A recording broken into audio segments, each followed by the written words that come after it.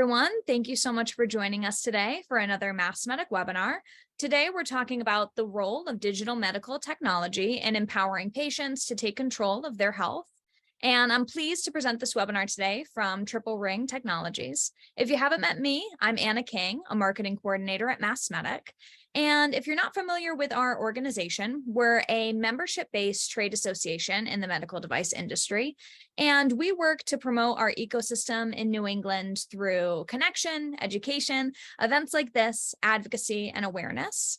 I do have a quick housekeeping note before I turn it over to our presenters. This webinar is being recorded, so all registrants will receive the recording after the presentation. And we're also allocating some time for a Q&A, so please make sure to put your questions in the Q&A function at the bottom of the screen. And now I'm pleased to turn it over to Ryan McGuinness from Triple Ring Technologies. Thanks so much for being here. Thank you, Anna, and thanks to MassMEDIC for hosting us today. We have a very exciting panel organized, a bicoastal group. My name is Ryan McGuinness. I'm a commercial general manager at Triple Ring Technologies. At Triple Ring, we stand shoulder to shoulder with innovators and entrepreneurs to solve hard problems, to launch breakthrough products, and to start companies. We are a big group of R&D engineers and scientists who build complex systems for clients. Our headquarters are in Silicon Valley, where I am today, but we have a fantastic office in downtown Boston in South End. I would love to chat with anybody if you have questions about the kinds of stuff that we do.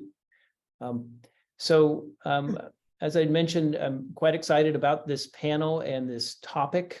We'll be talking about digital health and the ways in which digital health technologies will promote better access and better care for large populations. And I'm going to go ahead and walk through the panel today, let folks introduce themselves, and we'll jump into to the discussion shortly thereafter. So I would love to start with Anna Finley, please. Go ahead and introduce yourself. Thank you, and thank you for having me. My name is Anna Finley, and I'm a senior global product manager at Philips Healthcare. I'm here in our beautiful office in Cambridge, and I'm focused on new digital services in the ultrasound business. And over the course of my career, I've worked in digital innovation and healthcare and informatics, and even at a wearable startup. So companies big and small, developing and implementing new digital health technologies that help make healthcare more convenient and connected and more better. So I'm looking forward to our conversation today. And thanks again. Yeah, thank you very much. And then Alan Raby, please introduce yourself. Yeah, good morning from San Francisco. It's a pleasure to be here speaking with everyone today. As Ryan mentioned, my name's Alan Raby, and I'm the founder of CareMates. And CareMates is a digital care company for older adults. We have offices here in San Francisco and as well as in Tokyo, Japan. I'm a serial entrepreneur and entrepreneur, and I've worked with insurtech and medical companies, primarily in the United States, up in Canada as well as Japan. And I look forward to today's conversation. Great. Thanks a lot, Alan. And then Laura Marsden, please introduce yourself. Hi, Laura Marsden. I have about 25 years in med device and really took a strong focus in usability systems and just being able to create value. Really found myself in a position where I really wanted to design what I needed as the mom of a critically ill kid with chronic illness, had been working with Mass General and Improved Care Now, and really started looking around and thinking, we have all these disparate sources of information, whether it's wearables or, the lab tests that I'm getting back every month, and then doctor's visits. And, I have this child who I watch fall off the cliff over and over again. How can I put together a solution that would really answer the problems that we had, as patients, caregivers, and then also saw my son's caregivers struggling to have the appropriate information in a centralized place. So have been absolutely fortunate to work with an incredible team and leadership at JABIL Healthcare to design and build our healthcare platform. And, going through that whole certification, development of a device digital thread. So thanks for having me. I'm looking forward to the conversation. Yeah, thank you as well. So this is great. So that you can tell that this panel has deep experience and a lot of history in a technology space and market that's actually relatively young for med device, and we'll get into some of that as well. So just as some calibration or to get an idea of the size of what we're talking about here, the digital health market is expected to be $500 billion dollars in revenue by 2027. And it's growing as the fastest of any subsegment in med device and healthcare. So this is a big deal. And it's coming at us fast, and I'm not terribly sure that we're prepared for it. So we're going to jump into the conversation. And as Anna King mentioned, we would be happy to take questions along the way, and certainly you're setting some time aside at the back end of the conversation. So I'm going to go ahead and start with you, Anna Finley. You've been operating at the intersection of digital technology and healthcare for pretty much your entire career. And Philips is very well known as a leader in the digital transformation of our industry. So can you describe Philips' approach to digital health and some of the programs that you have underway? Yeah, thank you. So at Philips, we have a mission to improve the lives of 2.5 billion people per year by 2030. And that's including 400 million in underserved areas. So we see also that the future of healthcare delivery is meeting patients where they are. And to get there, we need to also help healthcare IT to be able to adapt and extend to the various care settings. So beyond the hospital, outpatient centers, even to the home. So how are we doing that? An example in ultrasound is our Lumify device. So this is a very portable, ultra-mobile ultrasound system, which is like a scaled down ultrasound that plugs into your iPhone or mobile phone or tablet. And with the tele-ultrasound solution that we have, you're able to connect with experts across town or across the world. And this is helping to expand access to care. So for patients who are in rural or underserved areas, you have access to, so the care providers are with the patient and can directly call or collaborate with expert specialists that may be in the big city that's, in the big medical center 200 miles away. And besides that extra expert support for the person who's taking the images on the ultrasound, it also enables that doctor to be right there in the room with the patient as well. So you can discuss the findings and have kind of a reassuring conversation. So there's many examples across Philips, but all kind of, I think, with the aim for this healthcare delivery to be more accessible and convenient and connected. And then also, of course, with the positive health outcomes at the heart of everything. So. Yeah, that brings up a few different questions I'll get to in a bit. And then Alan, CareMates can be thought of as an age tech platform, right? And we've spoken quite a bit about the world's aging population as a slow rolling crisis with major impacts, not just on healthcare, but on societies more broadly. And can you tell us a bit about CareMates and how age tech overlaps with healthcare and empowers users or end users or people to manage their health over the long haul? Yeah, sure. And just before I get into an overview of CareMates, I just want to give people an overview of what we call a silver tsunami that's upon us right now. So the world's actually aging, and a lot of people really aren't tracking that closely. So just to put this into context from a U.S. marketplace perspective, so every day in the U.S. alone, 10,000 people turn over 65. That's daily. In 2021, there was 55.8 million people in the US who were over 65. And by 2030, that number is going to rise to 71 million. So that's a 27% increase in the next 6.5 years.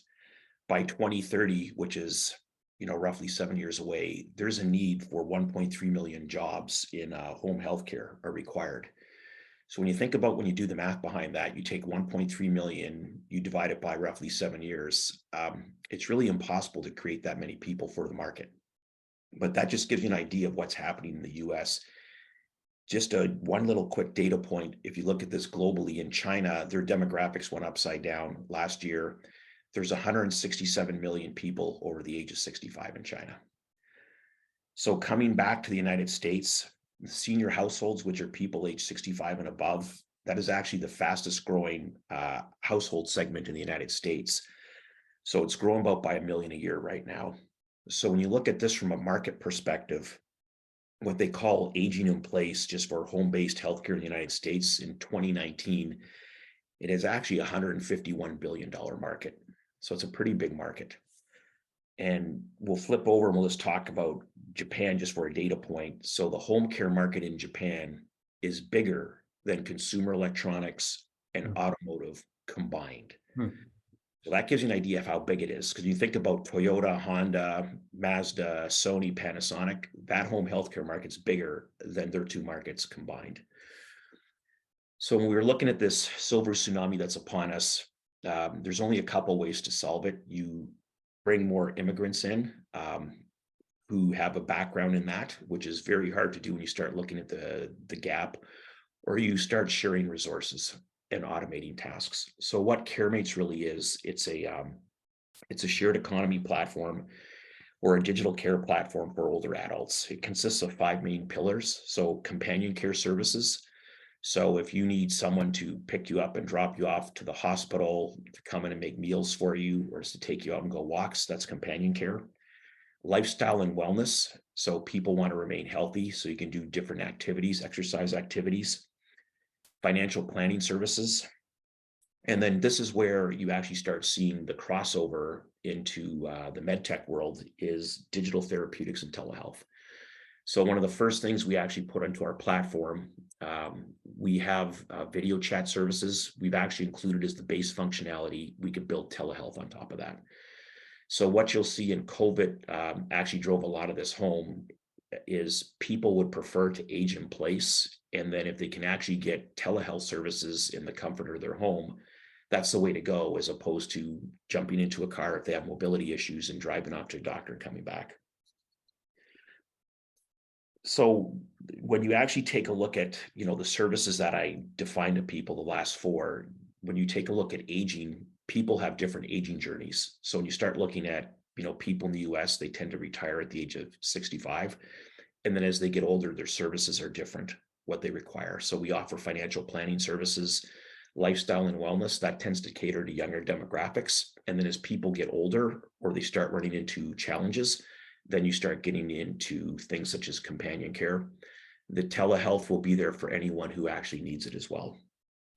So as you can see, there's actually a confluence going on right now between, healthcare and age tech. And when you think about it from a Venn diagram perspective, these things actually, in the middle, you start seeing age tech coming in, but it touches on multiple things. The other thing we'll actually include into our platform is for dementia.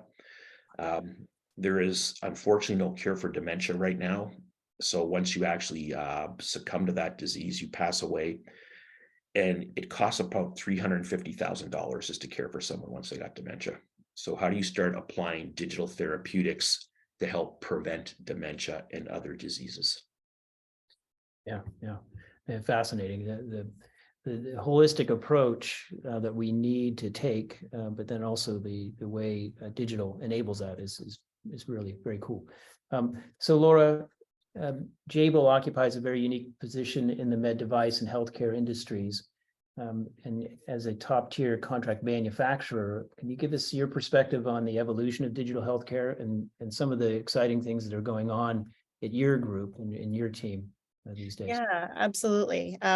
Just being a contract manufacturer and serving so many, blue chip med device companies, I think it's been a real shift for us to think about, the focus isn't so much on the device, that value is really in what insights, what actionable insights the data from those devices can provide. And, to be honest, it can be a really heavy lift, even for our larger customers. So, they don't really often have the full infrastructure to manage and use the data from connected devices. So we were seeing a lot of customers come in wanting to enter the connected market and realizing that, a regulated platform was going to be a really heavy lift. In addition, I think we've seen a lot of connecting disparate devices and, thinking that was going to provide enough information. It provides, interesting information a lot of times. You're gathering one data set, but I think until you really have that contextual data that interoperability can provide and ensuring you have, the correct biometrics that are going to give you that contextual understanding. For example, you might receive an injection of a drug, and if you're wearing a wearable, that heart rate might be showing it's going up, right? But what's really going on? Are they out for a run, or are they having a drug reaction? Really being able to have that contextual information come to the decision maker or that one centralized point to really understand what's going on is key. And I think in healthcare in general, we're just really seeing an inflection point. We have so many patients, not enough bandwidth for clinicians. I'm seeing appointments get pushed out 4 or 6 months where, just even a year ago, it was maybe, 2-3 months, which was bad enough. So, if you're got a digital solution, right, and you can't provide either some good actionable insights that are of value to that clinical team to make an informed decision in one place with one person, or you can't optimize that workflow and reduce cost and efficiencies by allowing, remote monitoring, whether it's at home or even in the hospital, being able to go into a room and having a smart board, for example, with all the information about that patient. So you're not making errors, being able to voice to documentation to save, clinicians from that overburden. And I think also just really understanding what has to be true of the overall ecosystem for this to actually be realized. So we're at a really unique point, I feel like. We're the only solution provider that really offers that full end-to-end development, being able to influence the connectivity and the appropriateness of the solution from the design of the actual device all the way through to the end solution. And being a contract manufacturer puts us in a unique point as well in terms of how can we actually serve our OEMs from that device digital thread that we have such a rich repository of data on. What kind of life cycle management, supply chain, or post-market surveillance can you be providing? On top of that device fleet management, the ability to pull in, service providers to make sure that equipment, if it's in a clinic or in a hospital, stays up and running. So I think we're really poised to answer some unique problems, which is exciting. Yeah, no, it's exciting, but there are plenty of challenges ahead. So thinking broadly, in my mind, the healthcare industry is lagging in the full adoption of the digital revolution, essentially. If I think about other big market segments or big industrial segments like finance, entertainment, and retail, those are examples of big industries that have fully embraced digital strategies, right? To the benefit of all. And so I'm always puzzling over the reasons why healthcare finds it difficult to adopt digital strategies. And maybe, Anna, if you can jump in and start this off with some thoughts. Yeah, I think that's totally true about, so many other industries, even regulated ones like banking and, manufacturing. Healthcare still seems to always be kind of behind the train. And I have heard many times before that, that typical Silicon Valley disruptive tech mantra of move fast and break things, that doesn't work so well in healthcare, given the stakes, human lives and well-being.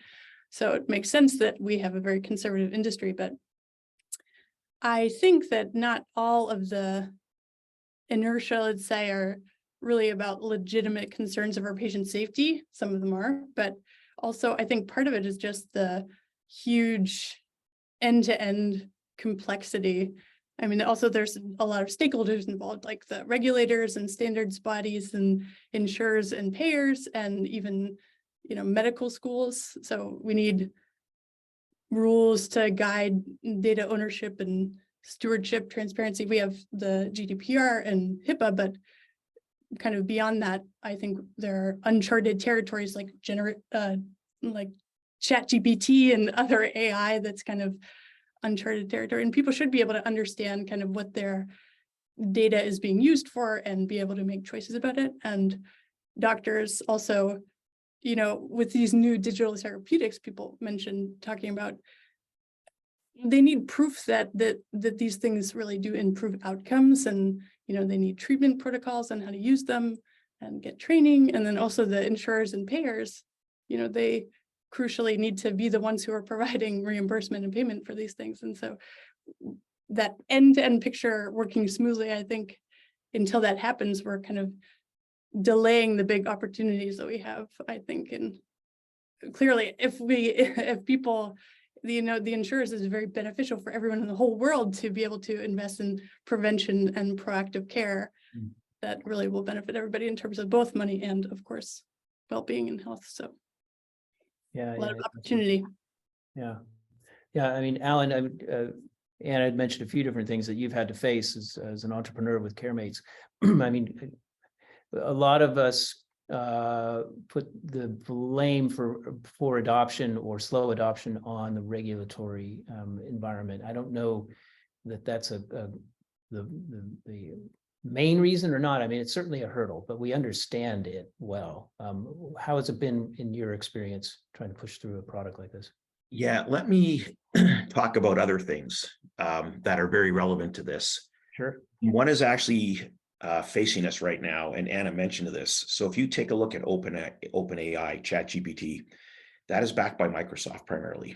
And the brilliance behind this is it's a startup. It was able to attract the right talent, compensate the right talent. It was done outside of the four walls of a big company. And at the same time, when it comes to risk mitigation, if anything goes wrong, Microsoft could point the finger at OpenAPI and say, hey, it's their problem. But at the same time, it leverages all Microsoft's resources they have. And I'm actually a fintech entrepreneur. A lot of people don't know that. So the first time mobile banking was launched nationwide in North America, I did that. And how that got off the ground, that was a startup that was funded by Bank of America, Bank of Montreal, Citibank, and Wells Fargo. And it was done outside of the four walls of those big organizations. And we had attorneys who were part of that startup who were comfortable dealing with ambiguity and taking risk. And so that's what allowed mobile banking to get off the ground in the United States, was a startup driven by four large companies. How generative AI is getting off the ground, it's a startup driven with Microsoft sitting in behind it, funding it. So when I hear all this stuff, people talking about regulatory this and that, I always tell them, try to find a large partner to work with, take it outside of the four walls of the company, innovate outside of that. And what we did within CareMates, our first market we went into was in Japan, and we literally were very fortunate. We had it's a shared economy platform. We had the two attorneys who brought a very popular shared economy platform from the US into Japan. They were my attorneys. They knew what they were doing, and they were comfortable dealing with ambiguity and risk, but they were on my team for about 12 months, and we were doing, daily, meetings with them and whatnot, and statuses. But they helped us successfully navigate a highly conservative economy. Can you mention who those companies were? You're not. Your lawyers came from. I cannot. Well, the good thing is they're not part of those companies. They own their own very small boutique law firm, and they also consult for members of the Japanese Diet. So they knew how to navigate the political system as well. But anytime you deal with a new emerging technology, be it mobile banking 23 years ago, or be it, generative AI, I always tell people, get it outside of the four walls of the monster and try to do it that way. You could find the right people and you can move really quick. And if something goes south, and things do go south, the parent just backs off and go, hey, we're just funding them, right? And Microsoft has done this quite brilliantly, because if you compare, ChatGPT to Bard right now, ChatGPT is running away from, but Google's kept everything internally. Yeah, interesting. And the reason I press you on, I mean, you've told me the story in the past, but so these are very well-known companies. The folks that you tapped into, experience and knowledge from, these lawyers that you worked with. So this is in mobility and access to food, right? So this is groups that people know, and it's fascinating to see how outside of the healthcare industry, there are models that are forcing our industry to adopt and to change and be successful with. So it's pretty cool. And Laura, do you have anything to kind of add to the conversation? I think there were both, great points made by both. And honestly, so, JABIL is a huge enterprise. And so we've really taken the, entrepreneurial approach inside of the monster. And we've had phenomenal partnership with Microsoft. Honestly, I think there's important things to do in how you approach problem solving. Really took an agnostic approach, a very build this flexible foundation that could be very quickly customized, low code, no code. But I think it's just so key to take that ethnographic approach, really understand, what are those existing workflows in healthcare, because they're going to run parallel to whatever is already in place next to the new solution, to just kind of back that up until it is proven out.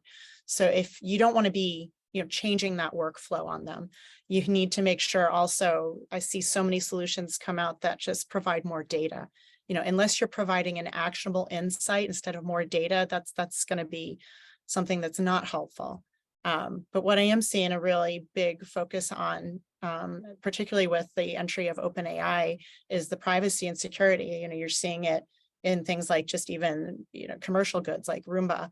And I think as I start to see a lot of these medical device solutions start trickling down into more like athletic performance solutions, right? And so you might be using blood glucose monitoring solution for one way, but it's also starting to trickle down into these consumer facing things. How can I improve my athletic performance? And you're just seeing so many different areas implement different security and privacy rules. I think it's so key to take an umbrella approach when it comes to that. We've opted to go the route of the high trust common security framework, and that's inclusive of, takes an umbrella approach, right? Inclusive of HIPAA, ISO 27001, like NIST, COBIT, GDPR, and it's really taking this overarching approach to ensure that your architecture is built in a robust way, that you have the right security products, and that you're building in the right policies and procedures. And I don't see, another way to deal with all these different regulations in other areas other than this more of an umbrella approach to help kind of create that ecosystem. Yeah, just picking up on something that you said about, you are really putting a lot of good effort and communication into the privacy and security and all the different care that you adopt in your, infrastructure. Communicating this with the partners and customers that you work with, I think, is helping to make people feel more comfortable in these things. So cloud, 5 years ago was really not in the same place with healthcare IT that it is today. There's a lot more openness and trust, I think, coming with, especially if you have made trusted relationships with your customers. Like Philips has a lot of key big customers that work with and have trust in our procedure and in our process. And so, yes, so that helps open up these possibilities. And you can't have adoption of digital solutions until you have connectivity and until you have a lot of these things in place. And another thing I want to say is, you're so right also about that, just data and dashboards are not kind of answering the end question that people are really looking for. And especially, I think, in health, that's even more of the point, where just a single data point doesn't give you a lot of rich data. You know, like a blood sugar level is just one data point, but then put it in some more context, and you have more insight, and then, you know, coupled with the patient history or imaging, you know, if in layering these different types of information on top of each other, you really get into beyond insights into knowledge. And Philips also, big Philips, we are a lot of different things.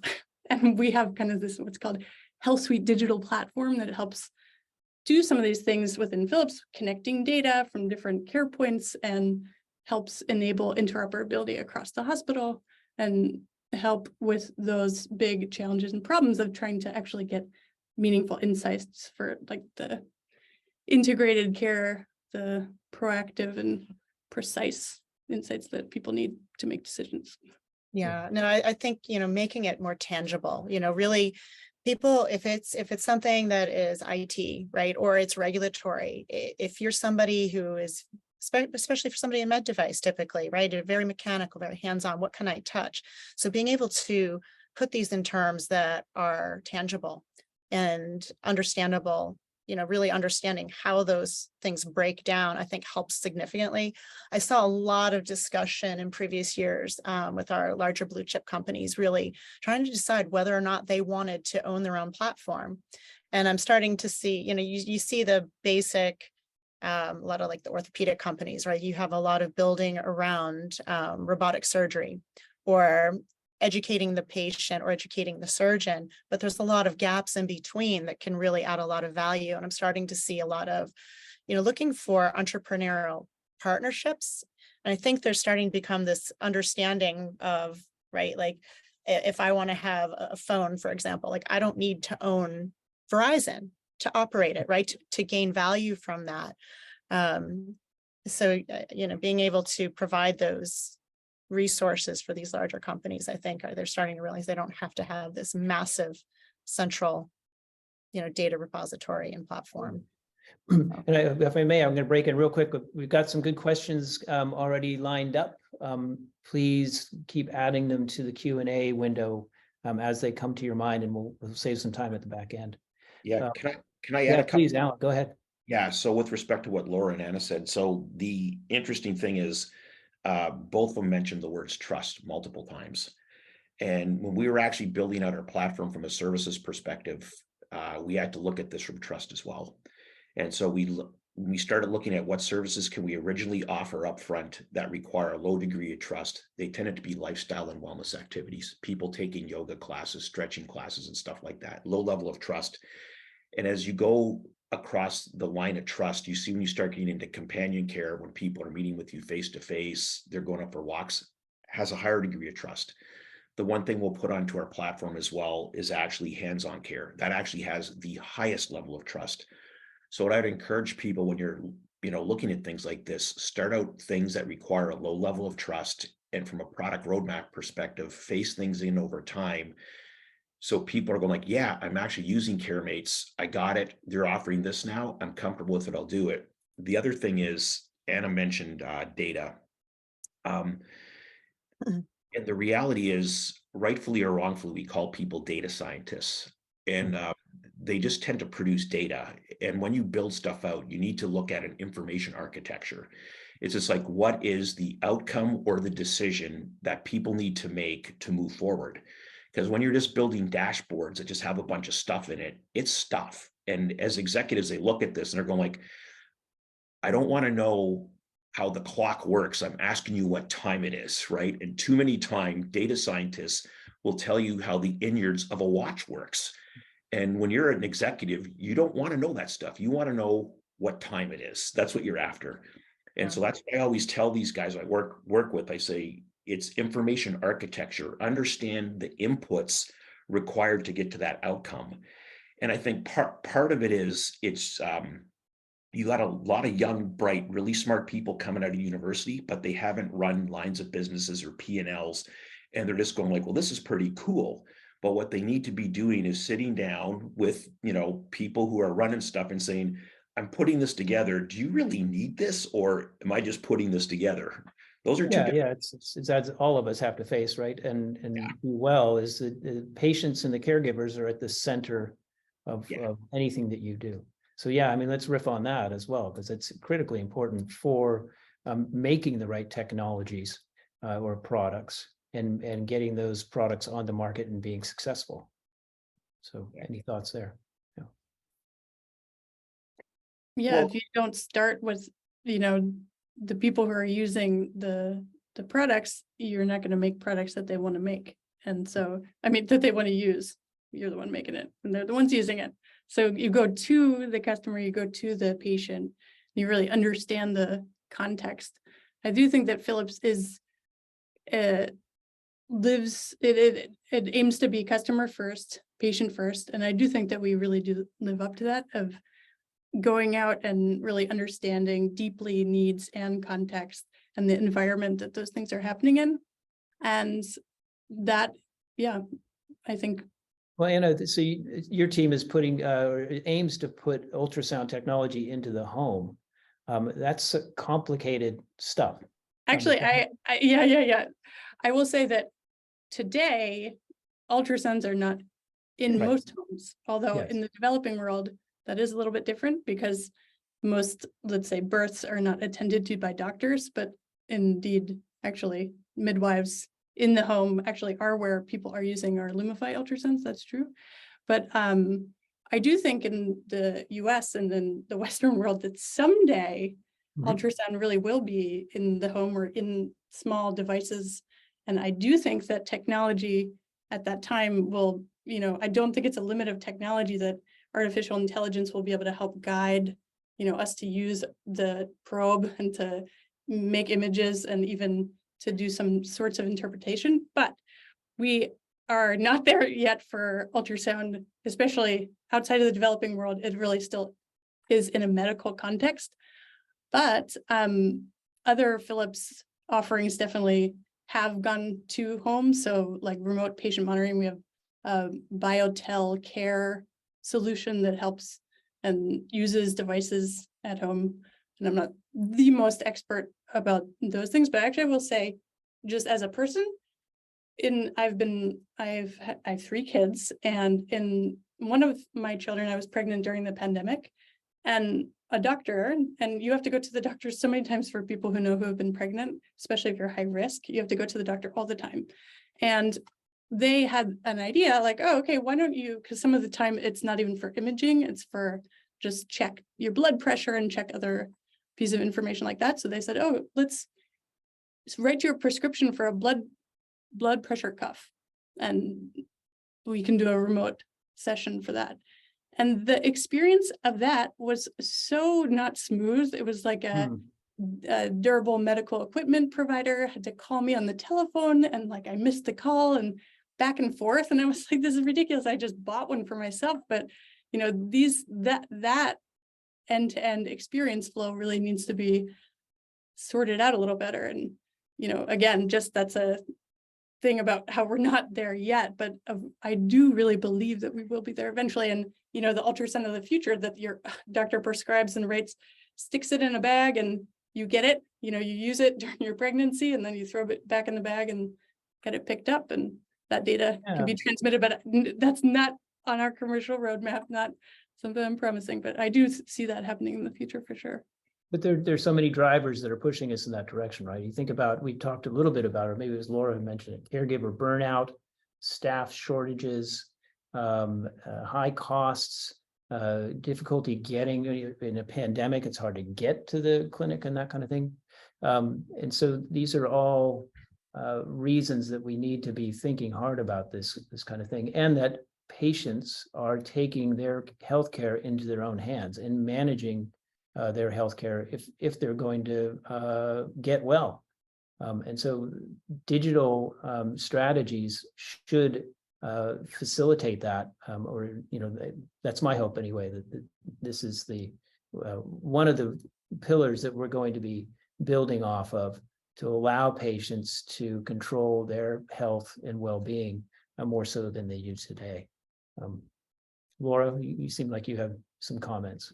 Yeah, no, I think it goes back to really understanding where is that value, right? And how can you take the existing workflows and really simplify those and streamline those? So I mean, to the point where I would have customers coming in asking for a solution, and they might have taken like an acquisition approach, and they're looking to unify those or add a connected element to, say, like an app or some monitoring. And I got to the point where I'd ask, well, what is your intent here? What is the problem that you're trying to solve? What are the decisions that need to be actioned on, and where are the difficulties in those workflows?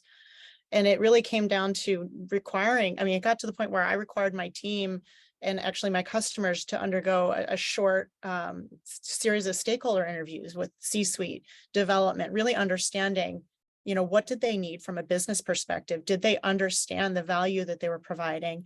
And then work with clinicians and patients as well to really understand through ethnographic research, what's the right kind of connectivity? Like, how savvy are your users going to be? And what kind of value were they going to gain? Like, what problems did they really want to solve? For example, just working on a diabetes program and, working with older adults, and you're thinking, hey, this is a group that really oftentimes doesn't really understand how to use even a smartphone, right? So really understanding what's the right connectivity. And it was really inspiring to see, like, some of them were like Freestyle Libre customers, or users. And it was just really encouraging to see how excited that they got. Hey, this isn't something I would have monitored if I had to do all these things at home. But now, even when I'm out with my friends, because it's so easy, like, I'm keeping tabs on this. And because of this, I'm making these little changes. I'm understanding what my actions impact have on my health now that I didn't understand before. And this is allowing me to make some significant changes. So that's been really, I think, something to focus on in my mind. Again, I'm coming from that usability perspective, but it's so impactful if you can really understand what they're trying to solve. So the, blue chip customer had come in saying, oh, well, we just want it to be X and connected. And they didn't understand what the patients were looking for, or even the clinicians, and how frustrated they were with the problems uploading data. So just all those things, whether it's the connectivity, the interoperability, or just, what value are you actually delivering? And I think it was really eye-opening, in particular for that one customer, to see the output of that. Yeah, that's neat. And if I'm going to go ahead and change gears real quick here. One of the things that we discussed in preparation for this was there's a really interesting dynamic between large established companies right now and startups in terms of their digital strategies or their plans for such. And so every single startup, early stage company that we see has a full-on, well thought out digital strategy. But for the large established companies that we work with, I'm going to sit down with them and ask them about what is their strategy. I'm most often faced with blank stares.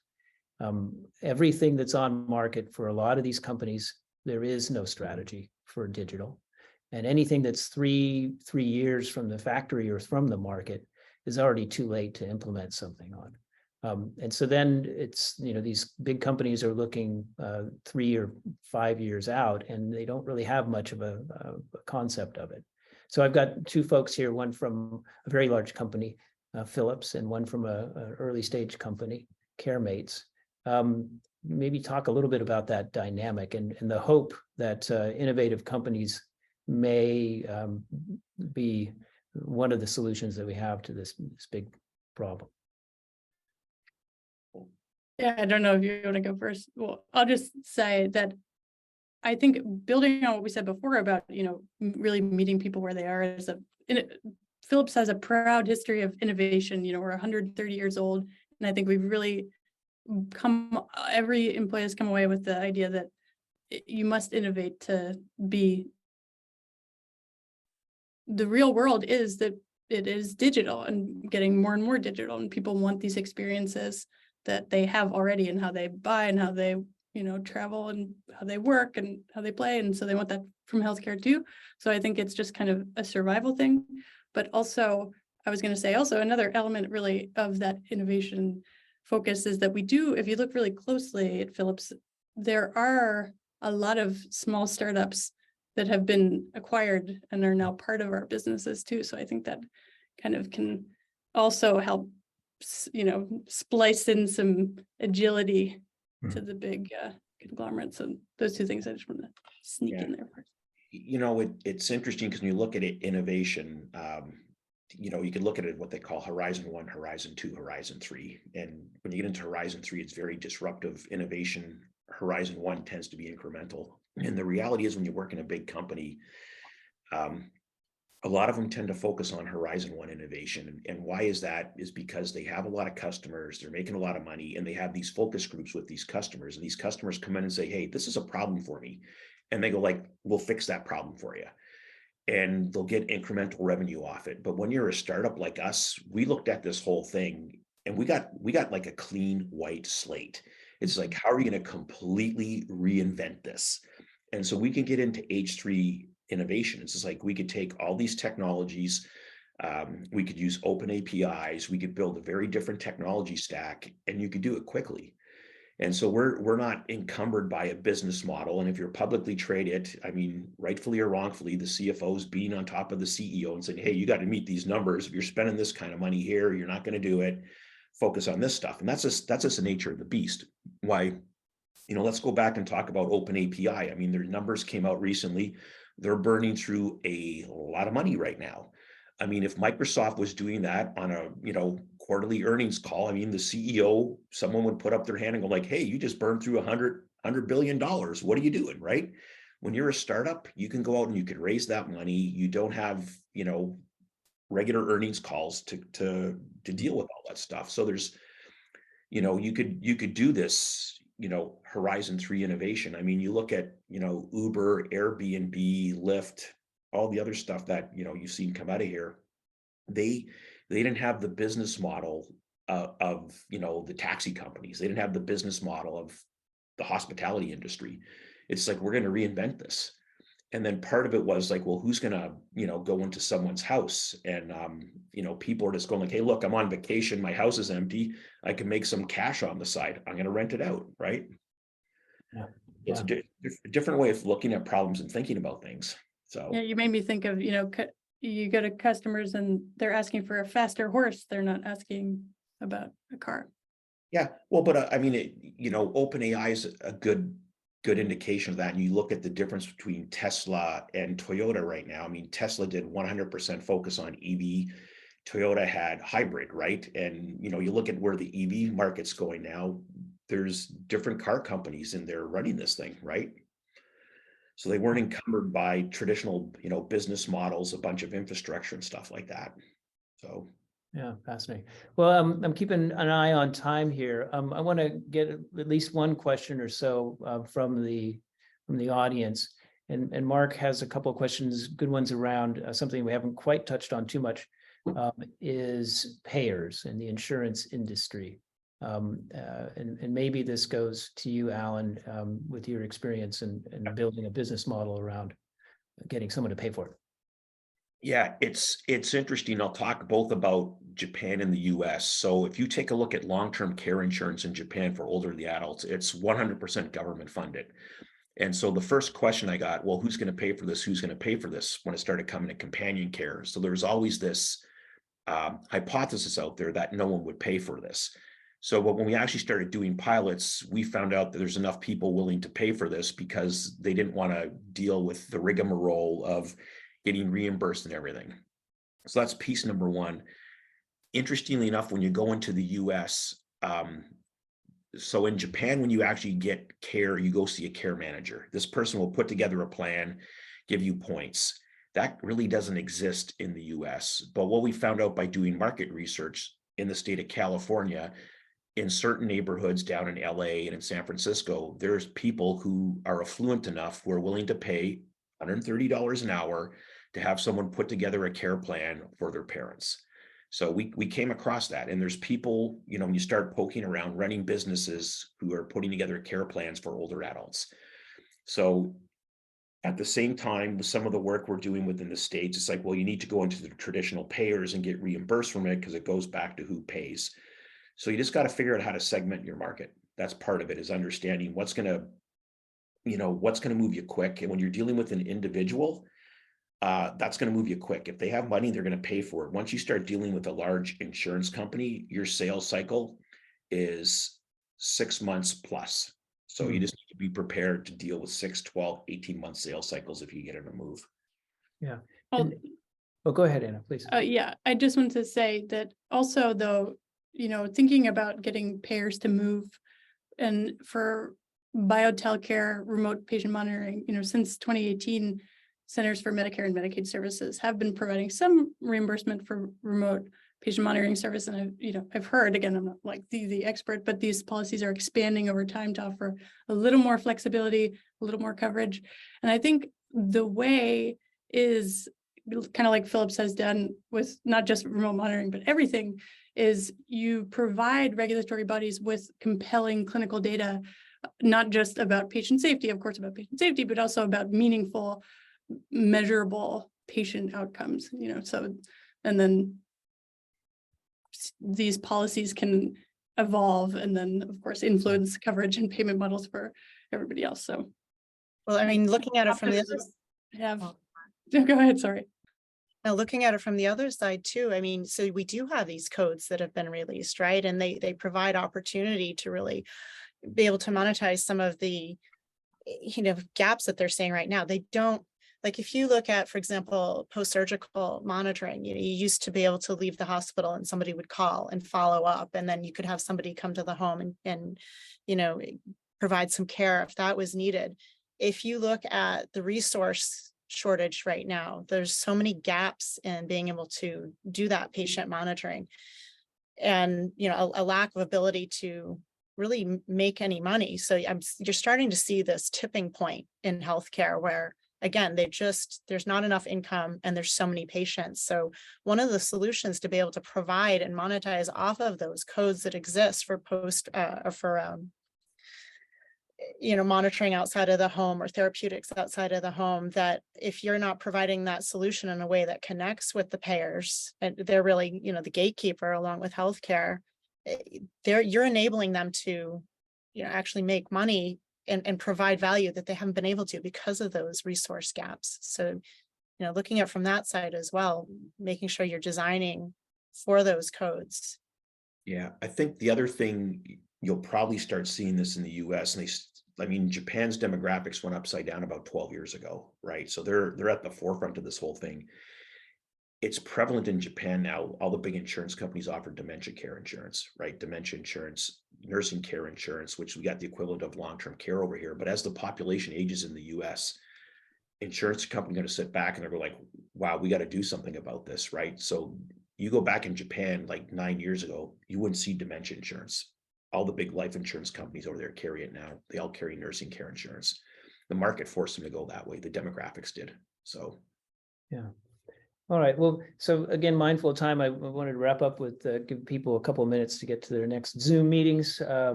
But thanks again to you guys. Maybe just like 30 seconds each on the promise, or what makes you guys excited for the next 5 years or so with digital adoption and helping patients to gain more control over their healthcare.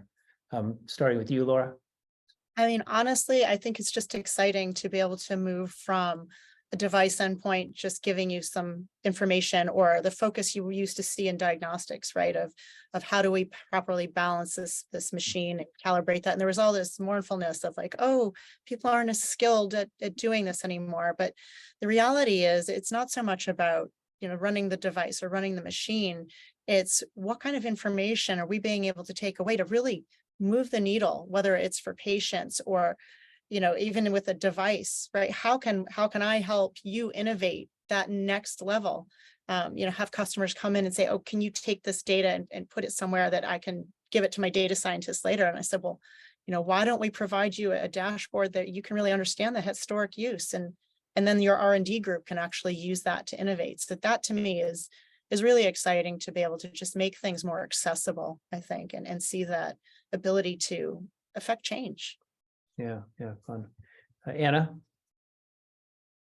Yeah, I think one of the exciting things is a little bit sad, but it's that there really is so much pressure on healthcare organizations, and the stats, like 1 in 5 healthcare providers have left since 2020, and that the International Nurses Association, Geneva-based coalition of nurses, say by 2030, there could be a shortage of like 13 million nurses, I believe.